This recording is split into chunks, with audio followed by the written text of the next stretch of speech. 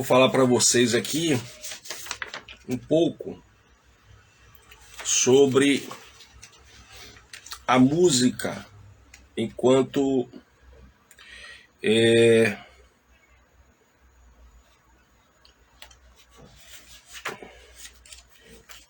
um instrumento importante da engenharia social, né?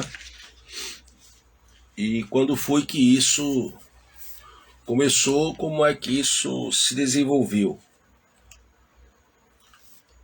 né? Muito bem.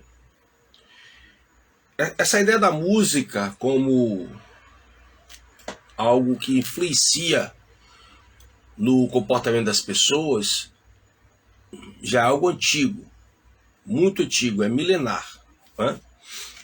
Civilizações antigas como a chinesa, né, a indiana, já tinham essa ideia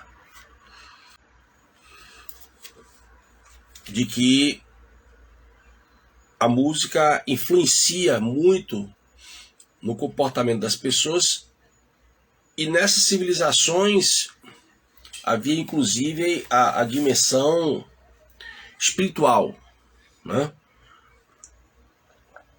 A música estava ligada a questões cósmicas, questões vinculada diretamente à fé religiosa, né? Muito bem. Na Grécia Antiga também, né? Platão faz menção a isso, Aristóteles faz menção a isso, né? Mas para o que aqui nos interessa, o pessoal começou a pegar essas ideias muito antigas ligadas à música e particularmente ligadas ao ritmo. E hoje são inúmeros trabalhos que existem, né, denunciando esse efeito da música no nosso cérebro e no nosso sistema nervoso central em geral, né? Então o pessoal começou a trabalhar isso para alterar o comportamento das pessoas. Mas quais eram as ideias, os interesses principais disso, né? Ao contrário do que muita gente pensa, né? Era exatamente a ideia de destruir a civilização ocidental e particularmente destruir a sua matriz, a sua origem judaico-cristã, né? Isso começa a se difundir muito a partir da Segunda Guerra Mundial, quando é criado na Inglaterra o chamado Instituto Tavistock de Relações Humanas. Instituto Tavistock. Você pode pesquisar isso no Google, né? E esse instituto, ele terminou se tornando o principal, ou talvez pelo menos um dos principais no Ocidente, né, a estudar o comportamento humano, inclusive estudar o cérebro humano, né, pegar tudo aquilo que a neurologia já tinha descoberto e criar mecanismos de como modificar o comportamento humano, né? Isso é muito importante. Por que a Segunda Guerra? Né? Porque a Segunda Guerra trouxe muita experiência no sentido de exatamente como efetivar essa manipulação cerebral e comportamental, baseada inclusive nos estudos que muitos especialistas, cientistas fizeram com relação aos traumas causados pela guerra, né? Traumas de campo de concentração, traumas de bombardeios, né? Traumas do próprio conflito, porque o conflito no sentido do campo de batalha, né? Porque a Segunda Guerra Mundial já foi na verdade, a Segunda Guerra Mundial, ela deveria ser chamada, isso não é a minha opinião, simplesmente, muitos autores falam isso, ela deveria ser chamada de a Primeira Guerra Moderna, literalmente, né? Porque é a primeira guerra em que as cidades são alcançadas, as cidades são devastadas, a população civil sofre terrivelmente, diretamente com essa guerra, né? Então, a partir de todas essas experiências traumáticas, o pessoal começou a usar isso para mudar o comportamento das pessoas, né? Então se percebeu que as pessoas traumatizadas, impactadas por algo forte, né, elas se tornavam mais dóceis, elas se tornavam mais vulneráveis à manipulação do comportamento. E o Instituto Tavistock, ele termina se tornando um grande, como eu disse, né, um grande centro de estudos e difusões dessa informação. Paralelo ao Instituto Tavistock, pós Segunda Guerra Mundial, é criada a CIA, né? E a CIA também passa a desenvolver o seu próprio estudo, né? As suas próprias pesquisas e aplicação, que quando eu falo aqui estudo, né, não é o pessoal intelectualoide que fica ali defendendo tese, não. Eu estou chamando de estudo, descobrir como fazer e fazer, né? E a CIA vai desenvolver um projeto chamado MK Ultra. Também você pode pesquisar no Google sobre isso. MK, né, Ultra. Com o mesmo objetivo. Como pegar todo esse conhecimento científico que já existia sobre o cérebro humano e fazer isso para mudar o comportamento das pessoas. É daí que vai surgindo o que passa a ser chamado de engenharia social.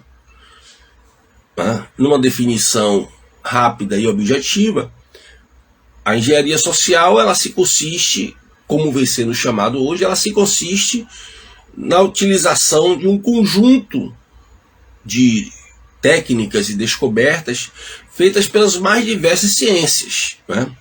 Pela psiquiatria, pela neurologia, pela psicologia, pela antropologia, pela sociologia. Então todas essas guias, né, elas vão fornecer informações preciosas e o pessoal vai começar a usar isso como uma forma de manipular o comportamento das pessoas, né? Muito bem. Esse projeto, ele em termos ocidentais, né, ele termina sendo apelidado de a conspiração aquariana. Por que conspiração aquariana? Porque tem lá esse lado místico, né, astrológico.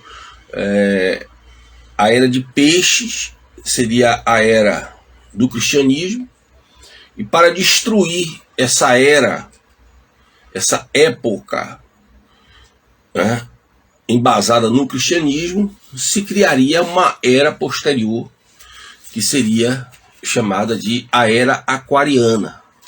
Por isso que essa tese, o conjunto dessas políticas ficaram sendo conhecidas e apelidadas de a conspiração aquariana, título até de alguns livros importantes, né?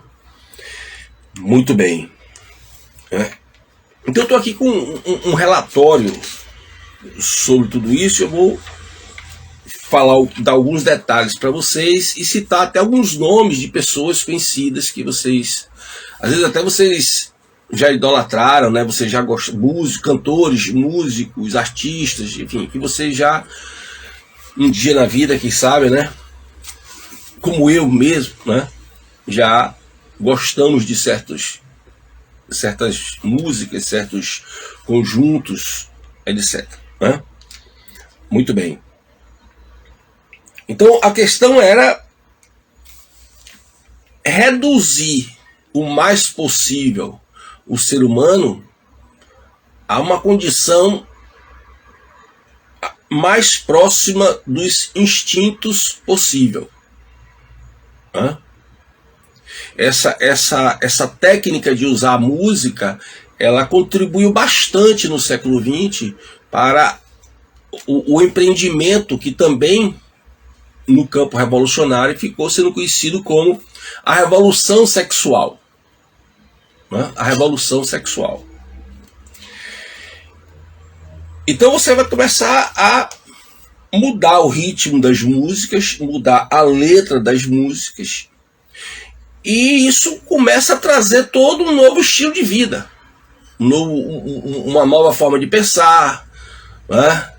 Uma nova forma de perceber a relação entre o homem e a mulher, né? Começa a afetar todos os aspectos da vida. É por isso que ficou também sendo apelidada, a partir dos anos 60, né, como a geração droga, sexo e rock and roll.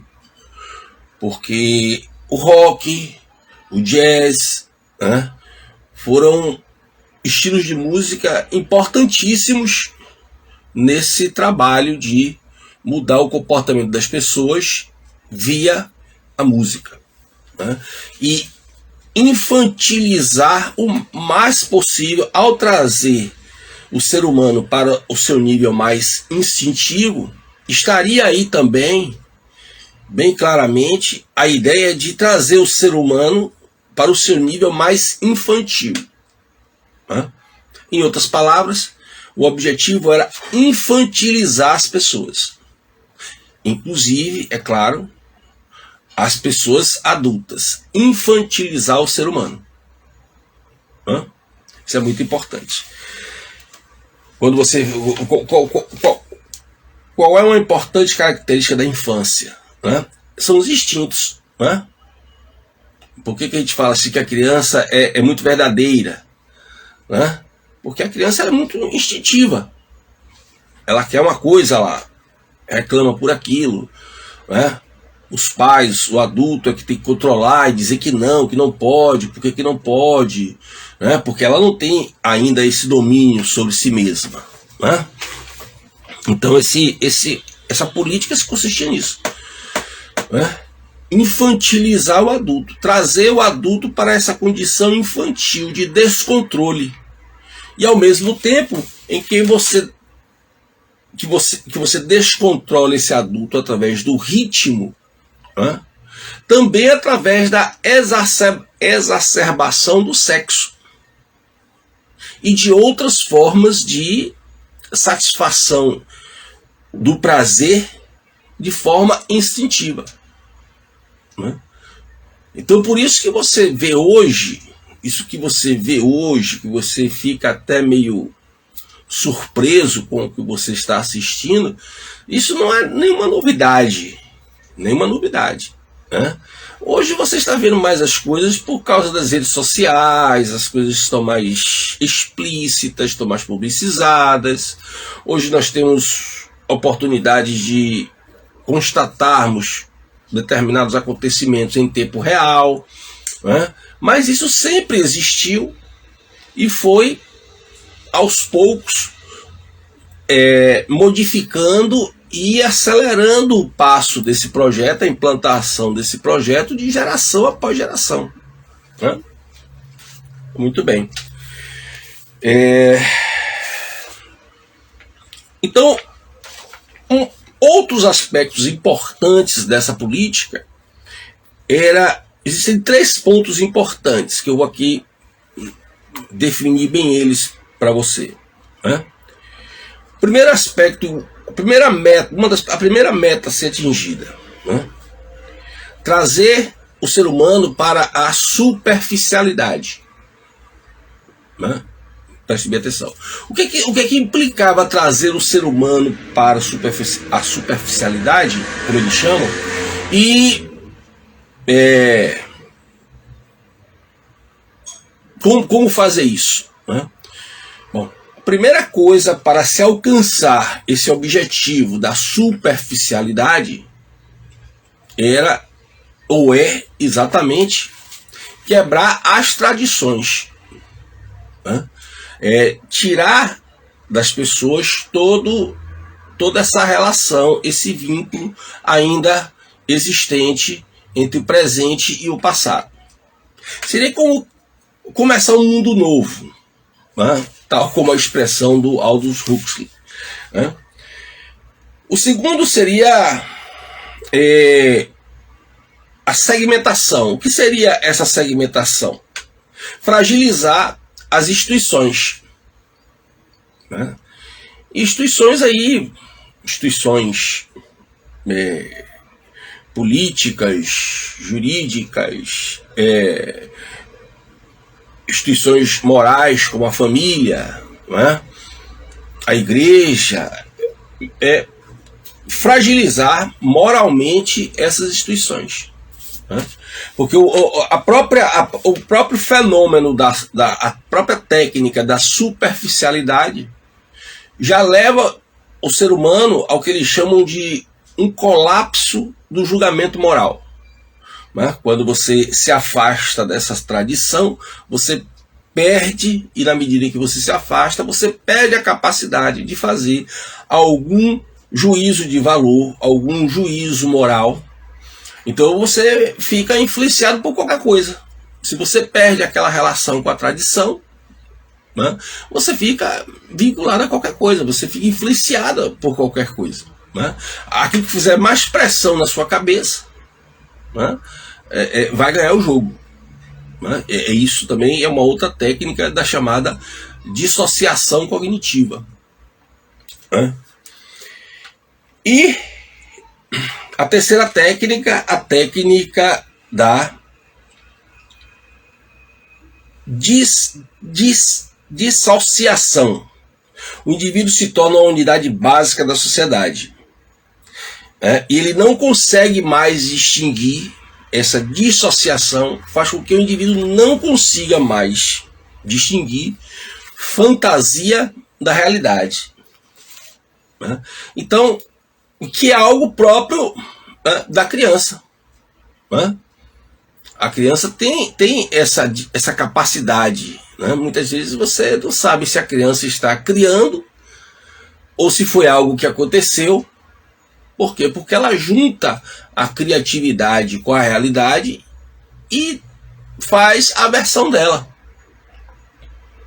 Quando nós, na medida que nós vamos crescendo, amadurecendo e nos tornamos adultos, espera-se que a nossa capacidade de discernimento ela se torne mais aprimorada e nós possamos distinguir realmente o que é fantasia, né, no sentido mesmo de ilusão, e o que é realidade. Então, não é por acaso, se a gente for trocar aqui em outras palavras, não é por acaso que tantas pessoas hoje vivem no mundo da fantasia, da brincadeira, tudo que é alegria, as pessoas só querem alegria, só querem brincar, só querem diversão. Por quê? Porque a meta de infantilizar o adulto foi alcançada, né? Então daí porque você começa a aparecer uma outra expressão, né? A era pós-industrial. O que é essa era pós-industrial? É a era do entretenimento, né? E muita gente gostou, muita gente, né? Tudo agora é entretenimento. As redes sociais, elas aparecem para isso. É importante aqui, eu quero fazer até aproveitar e fazer até uma observação, né? Importante sobre as redes sociais. Por quê? Porque as redes sociais, elas estão entre os mais alto nível de aplicação das técnicas da chamada engenharia social, né? A rede social ela aparece para isso. Ela aparece para lhe convencer, ela aparece para lhe entreter. Né? Hoje você não estranha, né, que as pessoas estejam hoje, todo mundo olhando no celular, ao invés de conversar uma com a outra. Né? As pessoas estão ali numa mesma mesa, num restaurante, num barzinho, ou em casa, e está cada uma delas com o seu celular. Ou seja, individualizou, né? E tirou as pessoas do seu nível de realidade, de estabelecer a diferença entre fantasia e realidade, e as pessoas mergulham na fantasia das redes sociais. Né? Então as redes sociais elas aparecem para isso, para convencer você a ter um padrão de comportamento que os donos do poder querem que você tenha. Daí porque quando isso começou a dar um pouco errado, né, ficou um pouco esquisito, as pessoas começaram a reagir e a utilizar as redes sociais para, digamos assim, né, um despertar, né, para identificar certas coisas, né? Aí o pessoal, a turminha do poder não gostou, né? E é por isso que dentro dos seus próprios contextos, de país para país, aparecem as ideias do discurso do ódio, aparece a ideia da fake news, aparece, né, as regras políticas da nossa comunidade, você feriu as regras da nossa comunidade, né? Porque tudo isso é o que? É uma forma de censurar, sem dúvida, é uma forma de censurar. Né? Hoje mesmo eu recebi um e-mail do YouTube dizendo que o YouTube excluiu um vídeo meu, do meu canal lá, o Seminário Crítica e Crise, um vídeo de 2018, né? Onde eu fazia, o título do vídeo era Bolsonaro, Cuba e Segurança Nacional.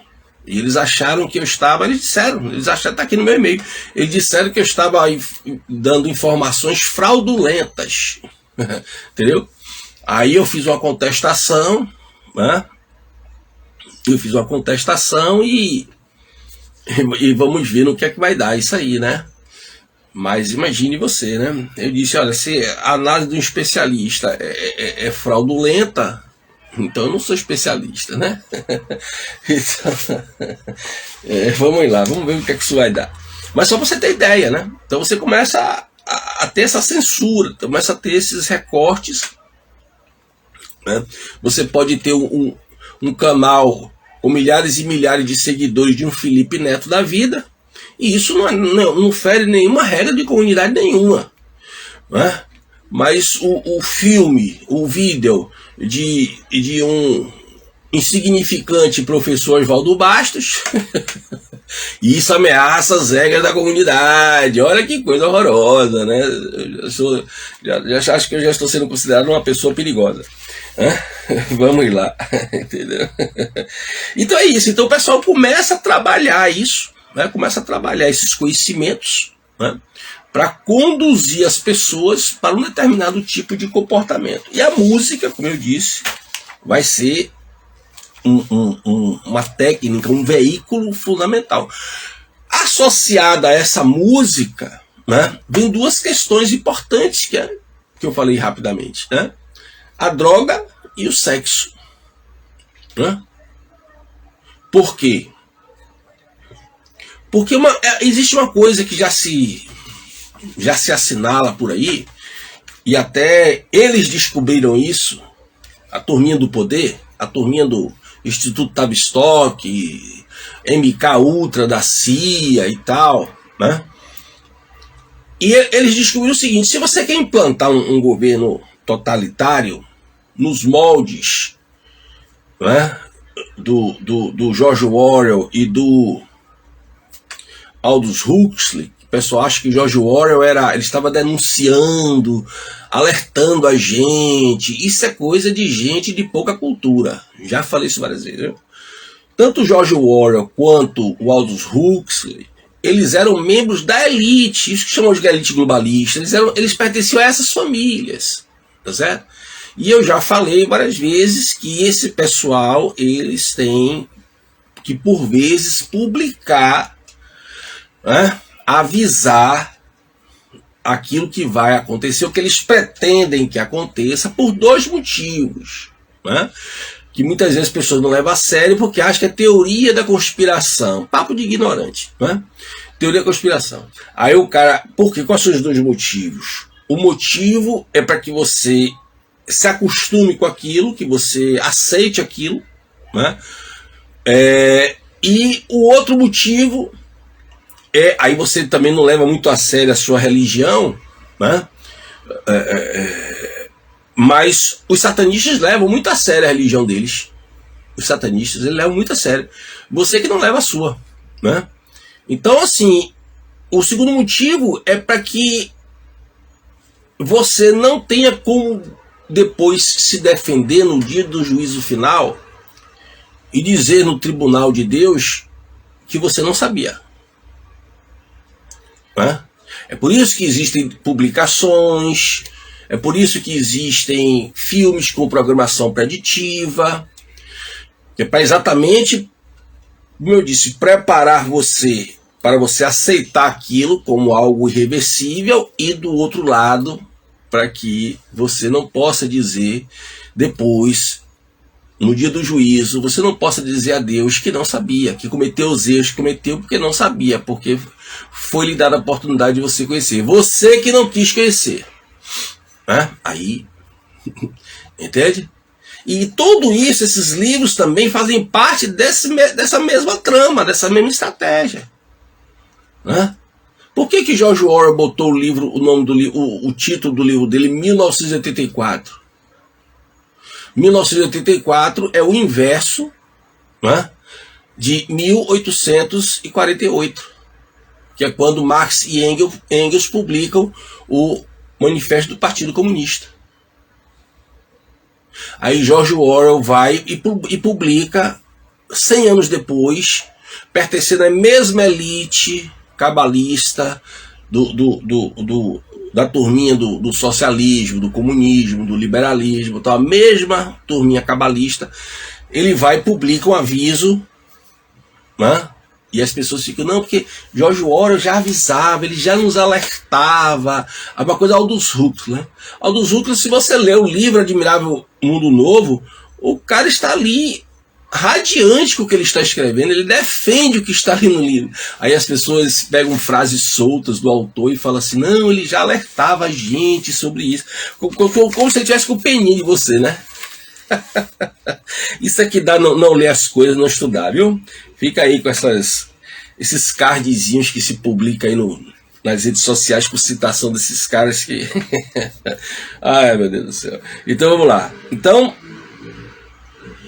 pelo me perder aqui. Então é isso. Então eles vão começar a promover o quê? O sexo e a droga junto com a música, porque como eu estava dizendo, né? Se você quer implantar um sistema totalitário, mesmo que de maneira sutil, lenta, né? Você precisa adormecer as pessoas. Você precisa embriagar as pessoas. Você precisa colocar nessas pessoas objetivos de vida, realização de desejos, de forma que elas não enxerguem o que está acontecendo. E também, se enxergarem, que elas não venham se importar com isso. E nesse sentido, né, nada mais fácil, né, disso acontecer, fazendo as pessoas se tornarem escravas da droga e do sexo. Então não é por acaso que você tem essa expansão multimilionária da pornografia, né? Não é por acaso isso, né? Você fala assim, como é que as polícias investigativas, os serviços de inteligência não derrubam esses sites de pornografia, que às vezes apresenta até pornografia infantil ou de adolescentes, né? Por que isso tá aí divulgado aí, né? Consegue excluir o vídeo de um professor Oswaldo Bastos da vida, mas não consegue, né, derrubar um Felipe Neto da vida, derrubar um site pornográfico, derrubar tantas outras porcarias que tem nas redes sociais. Porque tudo isso faz parte do projeto. Quem não faz parte do projeto sou eu. Eu sou nesse projeto, eu sou persona non grata. Então pessoas como eu têm que ser excluídas, têm que ser censuradas, que denunciam certas coisas, né? Muito bem. Então é isso. Então quanto mais droga e sexo, mais as pessoas passam a aceitar regimes e governos totalitários. Mas elas deixam de se preocupar com a sua verdadeira liberdade, porque para elas a liberdade se consiste em nada mais, nada menos do que ou consumir droga ou sexo. Ou seja, infantilizou o adulto e fez com que ele dissociasse a realidade da fantasia, né?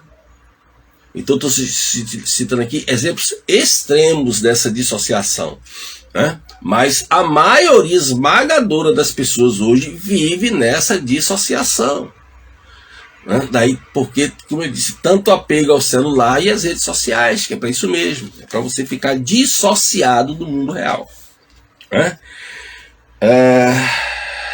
Muito bem. Então daí você vai começar a promover o quê? A rebelião, né?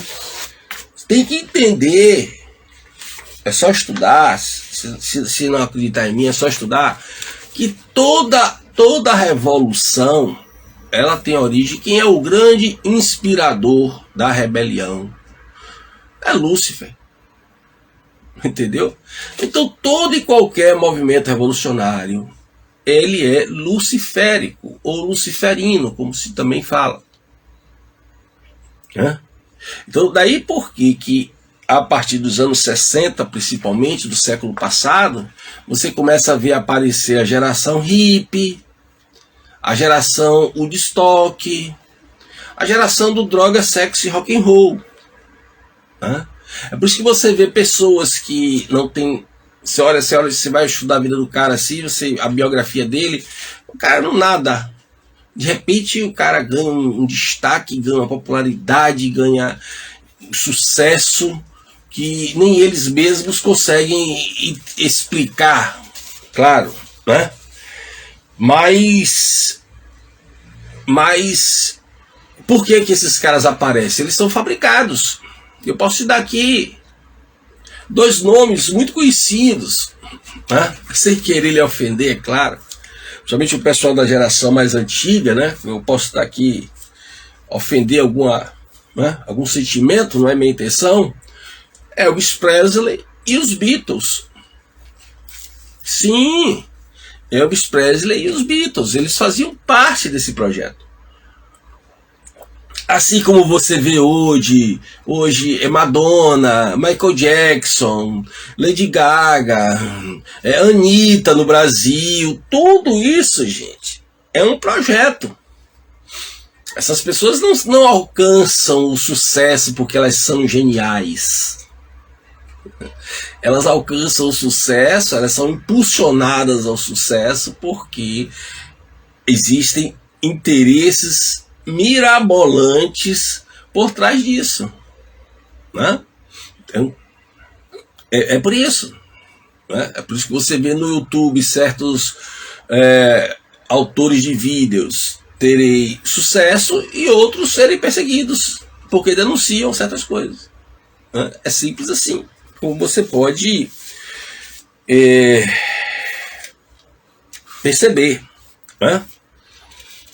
Aqui eu queria ver, né?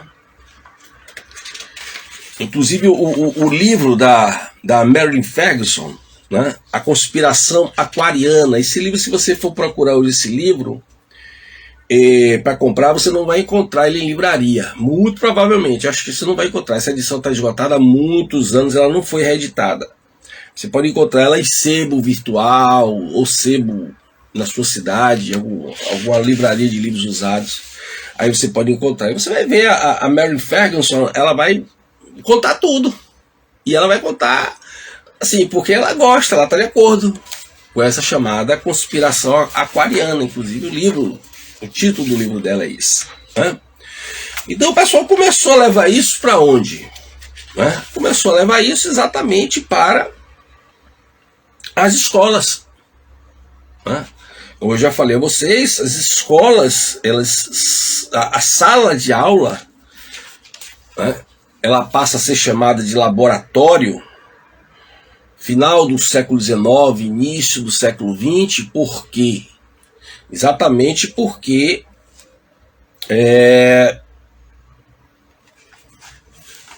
o que se aprendeu no laboratório estrito sensu, né, que se treinou, se descobriu com cachorro, rato e macaco, né, não podia se fazer a mesma coisa com os seres humanos, apesar de que se fazia, mas oficialmente não.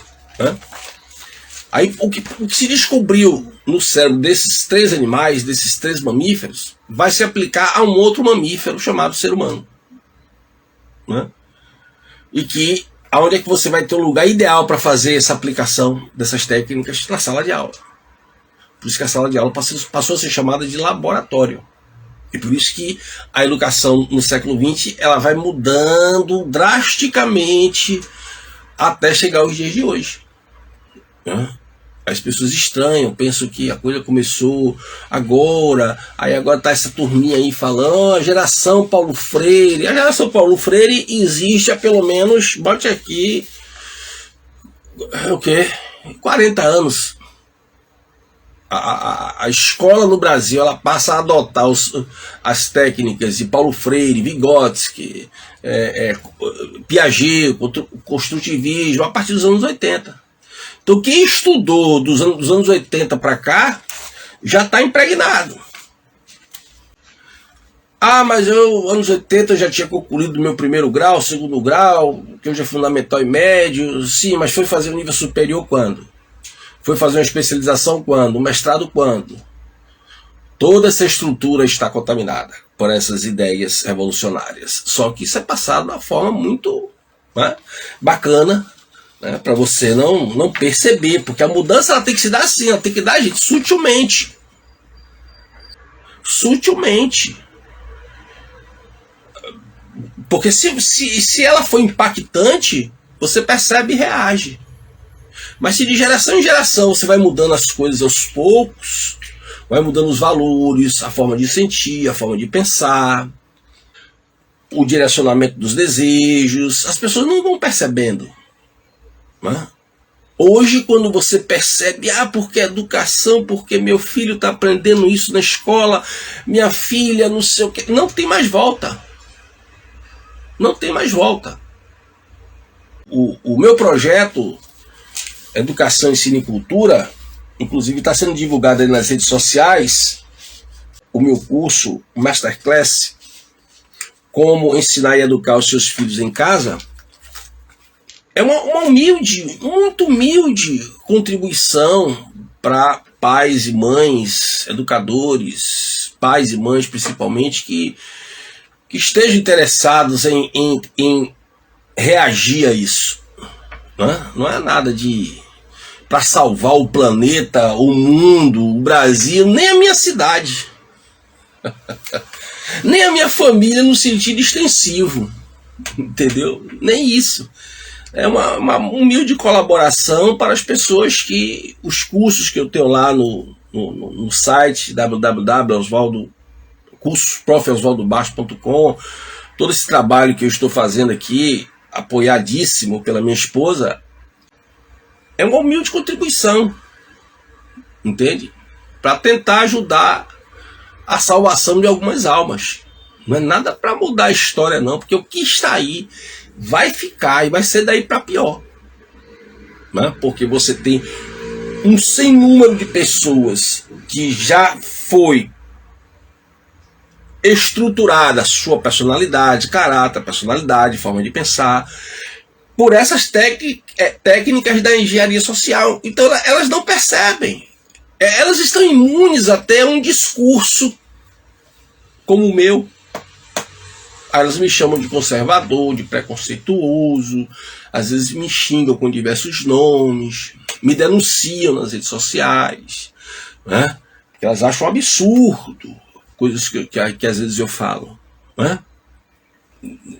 Pô, esse cara tá fora do planeta, sou eu que estou fora do planeta, né? Sou eu que estou longe da realidade, né? Então, as pessoas só estão sentindo hoje isso e reagindo a isso hoje por causa dos seus filhos, dos adolescentes, que chegou um nível gritante de aplicação dessas técnicas, principalmente em sala de aula. A educação está toda estruturada, e não é educação brasileira não, gente. É educação mundial. Certo? Existe um plano mundial, é só você estudar, pesquisar, existe um plano. Pega lá o curso lá, meu curso lá, Educação e Revolução, de ativismo de Paulo Freire ao ativismo judicial, onde eu vou mostrando passo a passo como é que tudo aconteceu, lhe dando livros, fornecendo bibliografia, ele fornecendo indicações de pesquisa, porque é isso. Quem manda na educação do mundo hoje é a ONU, através do Banco Mundial, OCDE, e através da Unesco e Unicef. Tudo que o Brasil faz é aquilo que essas agências querem. Tá certo? Então, não tem volta. A saída, se é que nós podemos chamar assim, é encontrar uma outra possibilidade de, em casa, você conseguir aplicar antídotos e corrigir aquilo que já foi feito com seus filhos, seja qual for a idade, e com você também. E com você também. Né? Esse antídoto vale para você também. Né? Mas como você está vendo isso nos seus filhos, isso lhe tocou, né? E aí você está reagindo, graças a Deus. Então é isso, a engenharia social e a música, particularmente dentro dessa engenharia social, né? Por que você vê hoje políticos xingando? Por que você vê os cantores, quanto mais vulgar é a música, mais tem plateia? Né? Por quê? Porque as pessoas foram acostumadas ao vulgar. Elas foram acostumadas ao deselegante.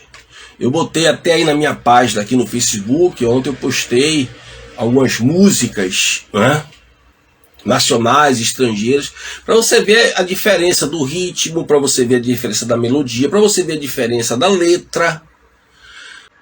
Então você não tem mais aquela letra poética, aquela letra que lhe passa uma mensagem engrandecedora, como os exemplos que tem nos vídeos aqui que eu postei aqui na minha página. É tudo vulgar, é tudo, sabe, sem nenhuma... sem nada que lhe leve realmente a algo superior. Ao contrário, sempre lhe levando para o rebaixamento, sempre lhe trazendo para os instintos, para a vulgaridade, para a infantilização.